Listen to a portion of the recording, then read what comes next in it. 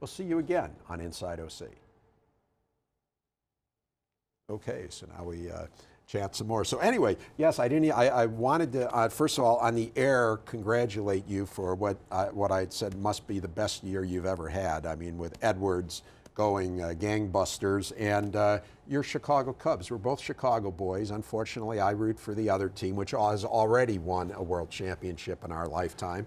And but your Cubs are, the Cubbies are looking good. I'm really excited. I've been a fan forever. I have my T-shirt, Chicago Cubs, World Champs 1908. And I'm looking for another one. That was before heart valves. That was so it's well before any of this medical technology, but it would be very exciting. They've got a great vibe.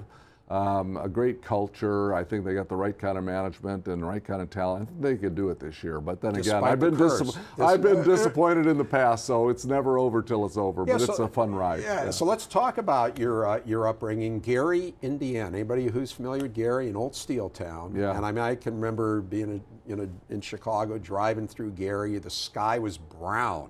I mean, it was brown. Yeah, not an industrial highlight for any part of the world, but a booming city when I was growing up. Actually, 180,000 people at the time. Steel mill, the largest employer, and today 50,000 people. So it's been a dramatic decline. Because I spent time in Akron, Ohio, rather similar. Sure, 275,000 down to like 150. The good news for me, I had a chance to work there summers and earn a union wage, and that helped me fund my education. I would have never been able to do it otherwise. Well, even before that, let's talk about your paper route, because that's how I got started. I decided to go into the business. You had better judgment, but anyway, so you started out. You said you learned a lot being a paper boy. I was a paper boy, and I tried to be a darn good one too. I was a paper boy for the Gary Post-Tribune, which is the biggest newspaper in Gary, Indiana. I had 72 customers to deliver a newspaper to every day, and my brothers used to help me run the route and get it between their storm door and their door just the way they like it, or on the porch.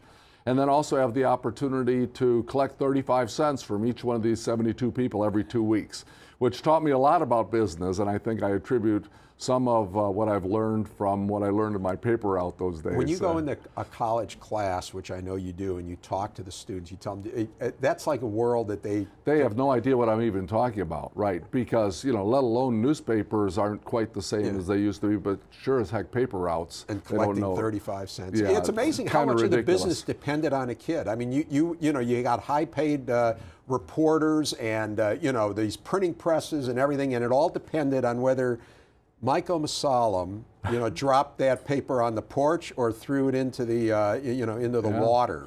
No, it taught you responsibility, right? They were going to come and they needed to be delivered every day, rain or shine or snow or whatever, and it needed to happen. And I learned a lot of lessons. Yeah. And then you graduated. You were a steel worker. I was.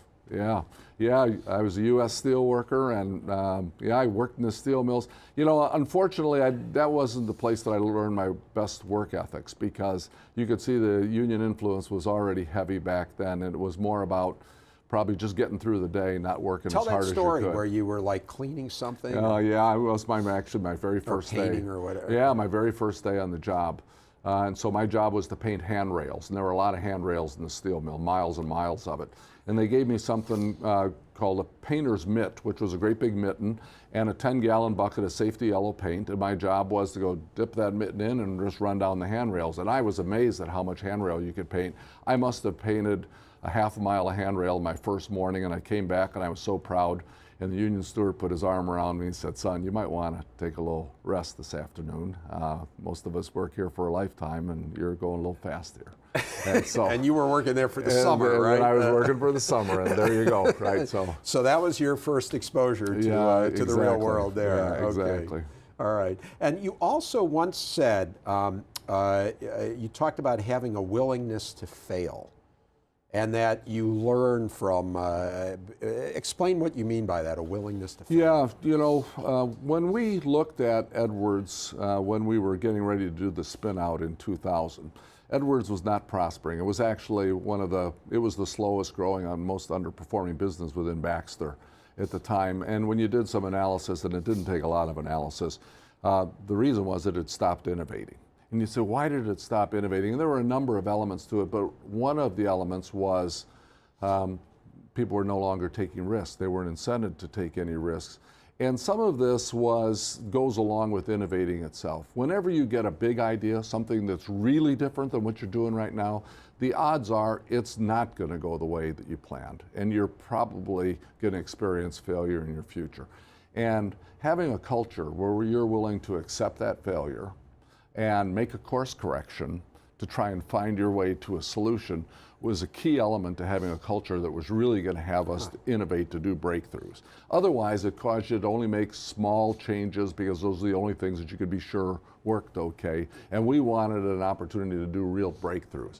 And so building a culture where you forgave mistakes was important, and people watch management to see if we live that every day. So let me ask you, in your own experience, what would you say was one of the biggest or your biggest failure or mistake, and how did you learn from it?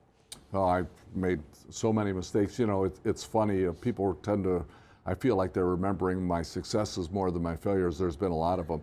I remember one in particular. Healthcare was going through a lot of changes. What else is new? Yeah. This was back in the early 90s. I think Hillary had come up with Hillary Care and so forth. And the brightest consultants in the world came in and advised us that we needed to integrate into services, not just sell products, but sell services. And we were selling heart-lung machines at the time, and the people that actually ran those in hospitals were called perfusionists.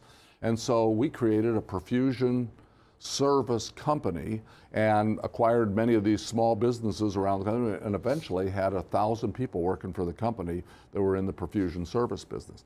What we didn't figure out was that they really weren't interested in buying products from our company. They wanted the independents to choose whatever they like, and then the people that were actually selling within our company didn't like servicing our own service people because they didn't get commissioned on those in-company sales. And next thing you know, it turned out to be pretty much a total disaster. We ended up selling that business, probably at a loss.